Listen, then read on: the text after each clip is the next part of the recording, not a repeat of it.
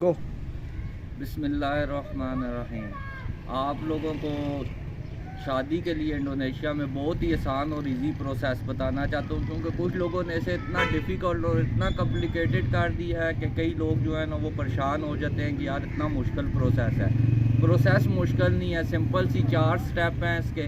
जो बंदा 4 step follow करेगा, अगर उसे कहीं पे प्रॉब्लम आए तो वो मुझे बताए जी प्रॉब्लम आई है। अगर फॉलो करेगा 4 स्टेप तो सबसे पहले क्या होता है, जो यहाँ से जा रहा होता है पाकिस्तान से इंडोनेशिया शादी करने के लिए, उस लड़के को अपने डॉक्यूमेंट्स चाहिए। अब वो डॉक्यूमेंट्स कौन से हैं? एक आपकी पर्सनल स्टेटमेंट लेटर लगता है, जिसके अंदर आप बताते हो जी आप अपनी खुशी के साथ शादी कर रहे हो, इस बंदे के साथ कर रहे हो, अब मतलब अपने बारे में लिखते हो। नंबर 2, आपको एक पेरेंट्स परमिशन चाहिए होती है, ठीक है, वो आपके वालिदैन की तरफ से बनती है। नंबर 3, आपको चाहिए होता है जी पासपोर्ट की कॉपी चाहिए होती है, वीज़े की कॉपी चाहिए होती है। ये एनओसी से मुतल्लिक जो डॉक्यूमेंट्स हैं वो बता रहा हूँ। पुलिस करैक्टर सर्टिफिकेट है वो आपको चाहिए होगा। अनमैरिड सर्टिफिकेट आपका यूनियन कौंसल से निकलेगा वो चाहिए होगा। इसके अलावा आपको बर्थ सर्टिफिकेट चाहिए होगा, वो गवाह ऑफिस की रिक्वायरमेंट है जब आप निकाह करते हो उस वक्त, सही। इसी तरह इंडोनेशियन लड़की है जो, उसकी तरफ से जो डॉक्यूमेंट्स आपको चाहिए होते हैं उसमें भी यही सेम डॉक्यूमेंट्स हैं, ठीक है। लेकिन उनका एक डॉक्यूमेंट्स एक्स्ट्रा होता है जो उनके क्लोरान कचमतान से निकलता है, N1 से N5 का डॉक्यूमेंट, वो एक लड़की वहाँ से निकलवाती है। सिंपल सेम है कि आपने जो आपके पाकिस्तानी डॉक्यूमेंट्स हैं लड़के की तरफ से वो आपने मूफा ऑफिस से टेस्ट करवाने हैं। इसी तरह सेम प्रोसीजर है, जो लड़की के डॉक्यूमेंट्स हैं वो उसने अपने केंद्रियान ऑफिस से, मूफा ऑफिस जिसे कहा जाता है जकार्ता के अंदर, उससे टेस्ट करवाने हैं। अब इस प्रोसेस के अंदर टाइमिंग का बहुत बड़ा इशू आता है। लोग टाइमिंग से परेशान हो जाते हैं कि यार इसमें बहुत टाइम लग जाता है। कोई टाइम नहीं लगता। पाकिस्तान के अंदर आप डॉक्यूमेंट्स रेडी करना शुरू करें तो ये मैक्सिमम आपका 1 हफ़्ता लेंगे। इसी तरह लड़की है जो वो अपने डॉक्यूमेंट्स तैयार करेगी, उसका भी मैक्सिमम 1 हफ़्ता लगेगा। फिर जब आप इंडोनेशिया पहुंच जाते हैं, अगर उसने पहले से टेस्ट करवाए हुए हैं अपने ऑफिस से फिर तो इशू नहीं है, नहीं तो वहाँ पे भी अगर वो टेस्ट करवाना चाहती है तो मैक्सिमम 2 से 3 दिन का प्रोसीजर है, वो वहाँ से टेस्ट करवा सकती है। उसके बाद आप चले जाते हैं पाकिस्तान एम्बेसी में एनओसी लेने के लिए। एनओसी की रिक्वायरमेंट्स यही हैं जो मैंने आपको बताई हैं, सेम यही हैं। आप वहाँ पे एनओसी अप्लाई करते हैं, आपको एनओसी मिल जाता है। एनओसी के बाद नेक्स्ट स्टेप आप चले जाते हैं गवाह ऑफिस, जहाँ आपने निकाह करना होता है। वहाँ से आप टाइम लें। टाइम लेने के बाद आपके वहाँ की जो रिक्वायरमेंट है उसके अंदर एक एनओसी और बर्थ सर्टिफिकेट, एफआरसी इन दिनों अभी मांगना शुरू कर दिया। ये 3 हैं। ट्रांसलेशन के साथ आप लड़का जो है ट्रांसलेशन के साथ ये डॉक्यूमेंट्स लेके चला जाए। वहाँ पे शादी होती है, शादी के बाद आपको बुक निकाह कार्ड मिलता है और आपका नेक्स्ट स्टेप शुरू हो जाता है इतास के प्रोसेस का। अच्छा, इस सारी चीज़ में एक बहुत इंपॉर्टेंट चीज़ है टाइम, क्योंकि जब आप ई वीज़ा लेते हो उसके ऊपर लिखा होता है कि आपने 30 दिन के अंदर अंदर ये अप्लाई करना है। अदरवाइज़ अगर 30 से प्लस होते हैं डेज़ तो इमिग्रेशन आपको कहती है एक्सटेंशन लेके आ जाएं, ठीक है। तो वो एक्सटेंशन से बचने के लिए आपने प्री प्लान हो के ये सारी चीज़ें करनी है ताकि आप लोगों का टाइम सेव हो जाए। मैं सिर्फ अपने लड़कों का आपको बता देता हूँ, रिसेंटली जो पिछले 1 से 2 महीनों में गए हैं उनके इतास भी लगे हैं 30 दिनों के अंदर, उनकी शादियां भी 30 दिनों के अंदर हुई हैं, उनके जो है ना डॉक्यूमेंटेशन भी 30 दिनों के अंदर हुई है, और उन्हें ना एक्सटेंशन की ज़रूरत पड़ी है ना किसी और चीज़ की ज़रूरत पड़ी है। उसके बाद आ जाता है जब आप इतास अप्लाई करते हो तो वहाँ पे कौन से डॉक्यूमेंट्स आपको ज़रूरत पड़ते हैं, तो वो बहुत इम्पोर्टेंट है। उसके अंदर आपके सारी बेस करता है आपका वीज़ा। जब आप वीज़ा लेते हो तो आपके पास डॉक्यूमेंट्स कौन से आते हैं उसके, सही है। तो उसके अंदर आपको इतास के लिए एक ई वीज़ा चाहिए होता है जो आपका निकला होता है। फिर जो स्टिकर लगता है एयरपोर्ट के ऊपर उसकी कॉपी चाहिए होती है। आपका ओरिजिनल स्पॉन्सरशिप लेटर ये वीज़े के साथ आपको दिया जाता है, ये चाहिए होता है, ठीक है। इसे सुरात पर नियतान भी कहते हैं। उसके अलावा स्पॉन्सर का आईडी कार्ड चाहिए होता है जिसके नाम के ऊपर आपका वीज़ा निकला होता है, राइट। उसके बाद आपको बुक निकाह चाहिए होती है, मैरिज सर्टिफिकेट चाहिए होता है, वाइफ का किते पे मतलब वाइफ का आईडी कार्ड आपको चाहिए, वाइफ का एफआरसी कुर्तू कलवारगा वो चाहिए होगा आपको, ठीक है। और कुछ केसेस में इमिग्रेशन वाले एनओसी भी डिमांड कर लेते हैं, लेकिन वो आपके पास ऑलरेडी होता है।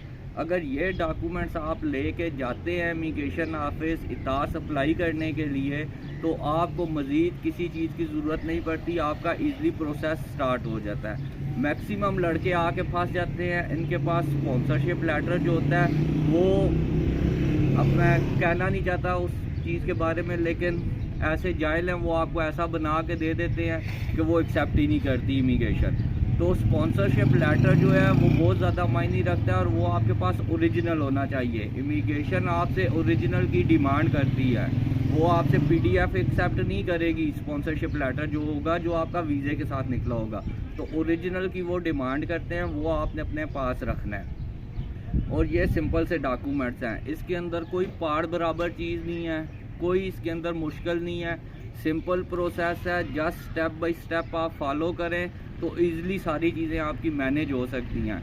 आपको ऐसे बता रहे होते हैं डॉक्यूमेंट्स ट्रांसलेट करवाएं जी, डॉक्यूमेंट्स ऐसा हो गया जी, डॉक्यूमेंट्स वैसा हो गया।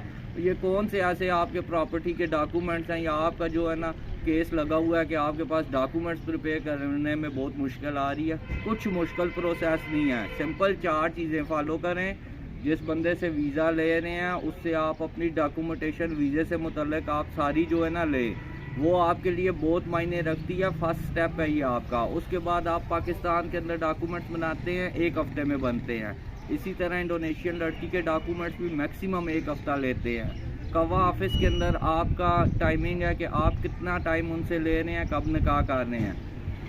उसके बाद आपका इतास का प्रोसेस है, और ये तीनों प्रोसेस, तीनों स्टेप आपके with in 20 to 22 days complete हो सकते हैं अगर आप करना चाहें तो। अगर आप जो है ना इधर से भी सुने और इधर से भी सुने और 6 और की भी सुने और फिर कहें मैं इस चीज़ को फॉलो करूं, तो मुश्किल हो जाता है। एक बंदे के साथ आप चलें जिससे आप वीज़ा ले रहे हैं, वो आपका रिस्पॉन्सिबल है, वो आपको गाइड करे। अगर नहीं गाइड कर सकता तो आप दूसरों के दर पे फिर जाके जिस वक्त जो है ना कहते हैं ना, तो अगलों को भी गुस्सा आता है कि जब वीज़ा लेने का टाइम था इसलिए हमारे पास नहीं आया या किसी और के पास गया। जब अगला आपको रिस्पांस नहीं देता तो फिर आप आगे पीछे ख्वारी अलहदा करते हैं, टेंशन अलहदा होती है, पैसे अलहदा लग जाते हैं। इसके अंदर आप लोग स्टेप बाय स्टेप चलें तो आप लोगों को कोई इशू नहीं आएगा। कोई ये इतनी बड़ी बात नहीं है, बहुत सिंपल स्टेप्स हैं इसके और बहुत सिंपल तरीका है इसका। NOC भी इजीली मिल जाता है, कवा में नकाब भी इजीली हो जाता है। सिर्फ मेन चीज़ है आप लोगों की डॉक्यूमेंटेशन, लड़के और लड़की की डॉक्यूमेंटेशन कंप्लीट हो तो किसी जगह पे आपको कोई इशू आता ही नहीं है।